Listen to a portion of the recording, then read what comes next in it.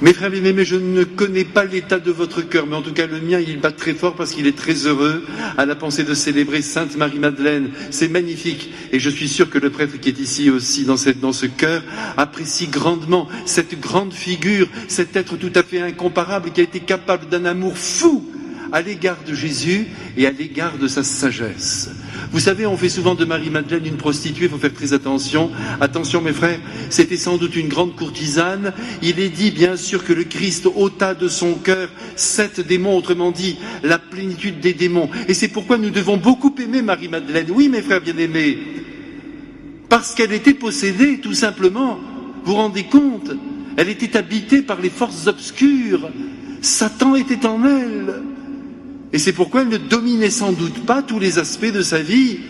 C'est l'occasion pour moi, mes frères, de vous dire très simplement que lorsque vous voyez autour de vous des êtres qui apparemment ne marchent pas dans la lumière, avant de les juger, il faut penser à cette action néfaste de Satan dans les âmes. Attention, le mal ne vient pas du cœur de l'homme. Arrêtons, ne condamnons pas les êtres. Jésus est venu sauver ce qui était perdu, et nous, il faut que nous marchions dans la même lumière. Beaucoup d'êtres, et nous, certains jours, nous sommes sous les griffes du monstre. Vous comprenez pourquoi il ne faut pas juger? Au lieu de les rendre immédiatement responsables de toute chose, attention, le démon est là et il nous tient certains jours et il nous fait agir de telle ou telle manière parce qu'on se laisse faire, d'accord, peut-être qu'on coopère, d'accord, mais en même temps il est là et notre liberté donc est quand même compromise. Eh bien celle de Marie-Madeleine l'était aussi. Et ce qui est quand même extraordinaire, c'est de penser que malgré cette possession entre guillemets de Satan sur son être, eh bien elle a été capable de se tourner vers Jésus. Ça aussi, c'est quelque chose de grand. Vous vous souvenez, lorsqu'elle est entrée chez Simon le pharisien, elle s'est jetée à ses pieds, elle l'a enveloppé de ses bras, elle a parfumé ses jambes, et Jésus s'est laissé faire, et personne ne comprend que Jésus se laisse faire pour laisser exprimer cet amour de cette créature qui est en très grande difficulté. Et Jésus de dire ensuite, vous connaissez cette phrase par cœur, mais il faut bien la comprendre, parce qu'elle a beaucoup aimé, parce qu'elle s'est beaucoup tournée vers moi, parce qu'elle est sensible à outrance et qu'elle me manifeste par ses gestes son amour, eh bien je vais tout lui pardonner. Tout lui sera pardonné. Parce que l'amour efface tout, mes frères bien-aimés. Quand on aime profondément le Christ, on laisse derrière soi ces abîmes de péché. Même si nous restons faibles jusqu'à la fin de notre vie, le mouvement général de notre vie est tout de même en Dieu, et c'est ce qui compte. Nous resterons des êtres imparfaits jusqu'à la fin. Et vous voyez même qu'au tombeau, Marie-Madeleine n'est pas parfaite sur tous les points, nous allons le voir dans un instant. Mais admirons cette créature extraordinaire que notre Seigneur est venu chercher, délivrer de Satan. Regardez-la toujours sous l'emprise de Satan, mes frères, et vous allez voir si vous allez aimer Marie-Madeleine et cette folie d'amour.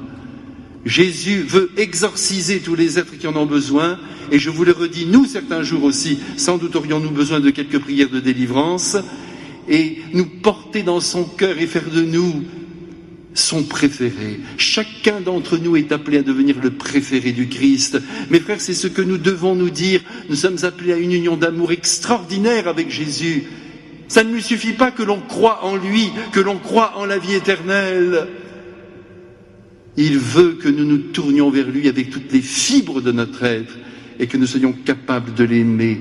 J'oserais presque dire, même si on ne le voit pas, et que son amour est donc apparemment invisible, sensiblement. Il veut que nous l'aimions sensiblement. Et de temps en temps, mes frères, il faut développer cet aspect en nous. Vous prenez votre crucifix, vous prenez une image, vous embrassez cette croix, vous dites à Jésus, Jésus, je vous aime. Voyez, vous chauffez en quelque sorte votre cœur, comme vous le faites peut-être certains jours avec certains êtres qui sont auprès de vous et qui réclament de vous un peu de tendresse. Peut-être que ça ne vous dit rien, mais vous savez que si vous ne donnez pas cette tendresse, eh bien, l'amour en souffrira. Nous avons tous besoin de tendresse, nous avons tous besoin de sentir que l'amour est vivant et qu'il se prouve à travers un geste, à travers une bonne parole, à travers un regard merveilleux qui se perd dans le vôtre. N'est-ce pas, mes frères, que vous sentez que je rejoins quelque chose de vrai qui est en vous, une attente réelle. Vous avez besoin de sentir l'amour de Jésus, vous avez besoin de sentir l'amour de votre époux, de votre épouse, de vos amis qui sont autour de vous. Vous avez besoin d'entendre les mots de l'amour. Eh bien, le Christ aussi en a besoin.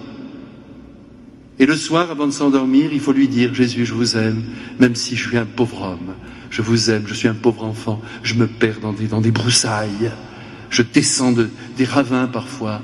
mais vous venez me rechercher. Et c'est l'occasion pour moi de vous embrasser encore, en me serrant contre votre joue. Voilà l'amour que Marie-Madeleine a vécu à l'égard de Jésus. Et voilà ce qui a touché le cœur humain, humano-divin de Jésus. Il a été, vous savez, saisi par l'amour de Marie-Madeleine, puisqu'il l'a magnifié, puisqu'il l'a célébré. C'est grand quand même quand on pense à cette union d'amour entre Marie-Madeleine et Jésus.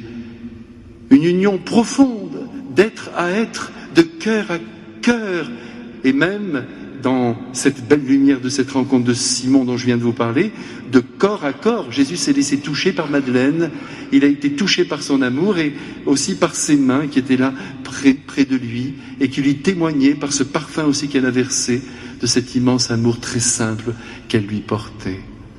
Alors il va l'exorciser, puis elle va vivre avec lui. Alors mes frères bien-aimés, voyez comme tout est simple avec Jésus. Une personne apparemment est sur un chemin de traverse, elle est sous l'emprise de Satan, ne l'oubliez jamais cela mes frères, eh bien il délivre cette personne et il la serre contre lui, il l'emporte et il en fait une grande sainte ou un grand saint. C'est ce qui nous arrive à nous tous normalement mes frères, hein, parce qu'attention, personne n'est parfait, peut-être vous, en tout cas pas moi. Et heureusement que notre Seigneur est là et qu'il vient nous dégager de ces mauvais ravins pour nous serrer contre lui. Regardez, à la fin de la vie de Jésus, alors que Marie-Madeleine a eu le courage d'être au pied de la croix, c'est quand même extraordinaire ça, à côté des bourreaux, des soldats, il y avait beaucoup de bruit. C'était terrible de vivre ce grand moment. La majorité des apôtres, vous le savez, sont planqués, ils ont peur pour leur propre vie. Elle n'a pas peur. Pourquoi? Parce qu'elle aime tout simplement avec son ventre. On ne peut pas laisser le Christ. Comme Marie n'a pas pu laisser son fils, comme Saint Jean le préféré n'a pas pu s'éloigner du corps de Jésus et de sa souffrance, parce que quand on aime, on reste là. Et on va jusqu'au bout, et on assume et on fait de la souffrance de l'être aimé sa propre souffrance. On ne pense plus à soi. Quand on aime, on donne son rein, on donne un organe vital. Ça, c'est l'amour d'une mère pour son enfant, d'un époux pour son épouse. Moi, c'est ce que je dis parfois aux fiancés. Je leur dis au moment où ils vont se marier, mais je leur dis ne me répondez pas parce que j'ai peur. Mais dites-moi si vous êtes capable de donner votre rein à celui que vous allez épouser. Si on répond je ne suis pas sûr, il ne faut pas se marier.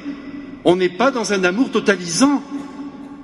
Il n'y a pas de plus grand amour que de donner sa vie pour celui qu'on aime. Eh bien, c'est ce que fait Marie-Madeleine au pied de la croix, en donnant peut-être quelques coups de coude aux soldats quand ils ont manqué de respect à leur Jésus, à son maître.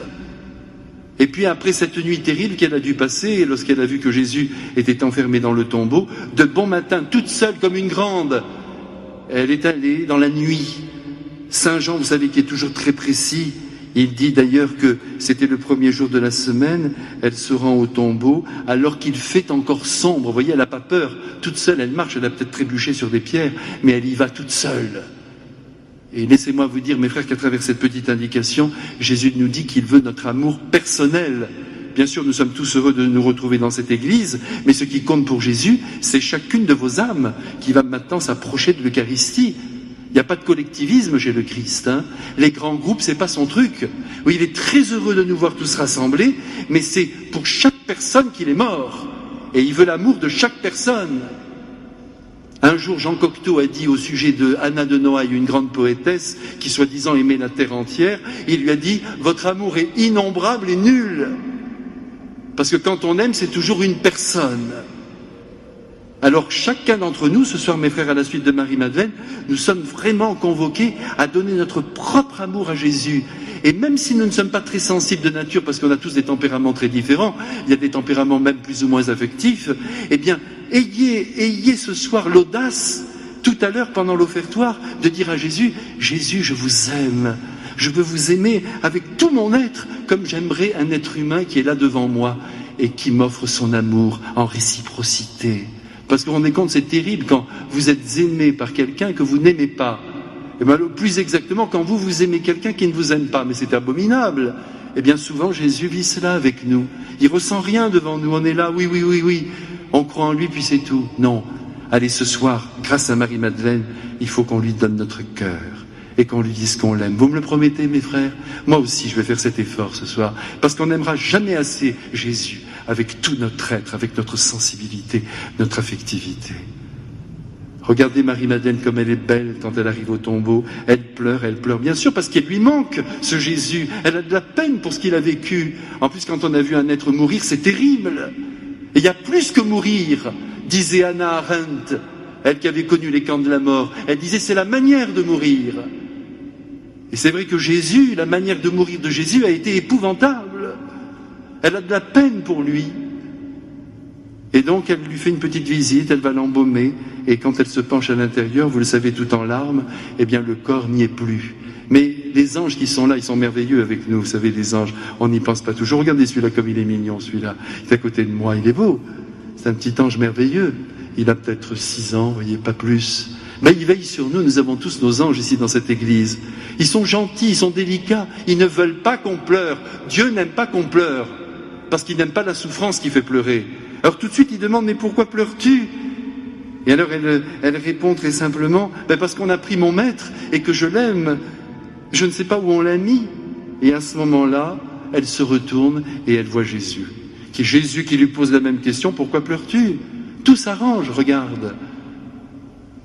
Et là, il y a ce contact merveilleux avec notre Dieu fait homme. Et notre Seigneur a la gentillesse. Mais ça lui est naturel d'appeler Marie-Madeleine par son petit nom. Marie. C'est beau. Parce que quand on s'appelle par notre petit nom, comme on dit, c'est la preuve que l'on s'aime et qu'on est dans la familiarité et dans l'amitié. Marie. Elle le reconnaît tout de suite parce que lui seul a cet accent à la fois de familiarité et d'amour absolu. Et puis, elle se jette à ses pieds. Vous voyez comme elle est, notre petite Marie-Madeleine. Elle exprime son amour et elle le serre très fort au niveau de ses jambes. Jésus lui dit non, laisse-moi monter, laisse-moi partir. Et là, nous avons d'ailleurs la preuve que Jésus est ressuscité de bon matin, puisque c'est de bon matin qu'elle se rend au tombeau et que Jésus n'est pas encore monté vers le Père. Il faut croire à ce qu'il nous dit, il vient juste de ressusciter. Et c'est pour Marie-Madeleine qu'il ressuscite au bon matin, parce qu'il a prévu qu'elle allait venir très tôt. C'est beau tout ça, vous verrez que je vous ai dit la vérité. Et à ce moment-là, il lui dit simplement, va prévenir les frères que tu m'as vus et que je suis bien vivant. Et elle le lâche, ce qui est magnifique, parce qu'elle pense à l'avenir de l'Église, et elle fonce dans le Cénacle pour aller avertir le premier pape et tous les apôtres que notre Seigneur est le grand vainqueur de la mort. Alors mes frères, aimons beaucoup Marie-Madeleine et essayons de l'imiter un peu dans cette folie d'amour. On est trop mesurés, mes frères bien-aimés. On va mourir et on va regretter de ne pas avoir assez aimé. On ne se sera pas lâché. Pourquoi? Parce que y a une manière de faire sociale. Mais n'en ayons pas peur. Allons-y, aimons-nous les uns les autres, mes frères. Mais avec ferveur, avec sensibilité, avec affectivité. Mais attention, aussi avec profondeur. Parce que tous les gestes doivent venir d'une profondeur du cœur. Sinon, ils ne servent à rien. Parce qu'ils n'expriment rien. Le geste est là pour exprimer l'amour qui habite le cœur humain. Alors on demande ce soir à Marie-Madeleine de nous aider à aimer le Christ comme elle l'a aimé. C'est-à-dire en vibrant et en voulant vraiment que sa cause soit bien servie. Elle vient de courir jusqu'à nous maintenant, Marie-Madeleine, pour nous dire qu'il est ressuscité. J'ai vu le Seigneur, et voilà tout ce qu'il m'a dit. Et Saint Jean a tout retenu, puisqu'il nous a fait ce soir le don de ce beau récit. Marie-Madeleine, vous entendez ma voix, vous êtes au ciel maintenant. Protégez-nous de Satan et de ces esprits mauvais qui tiennent notre liberté captive, et aidez-nous à marcher avec beaucoup d'amour dans le cœur, avec le désir d'aimer Jésus plus que tout, et puis tous les hommes que nous rencontrons, avec cet amour démesuré dont Jésus nous a comblés.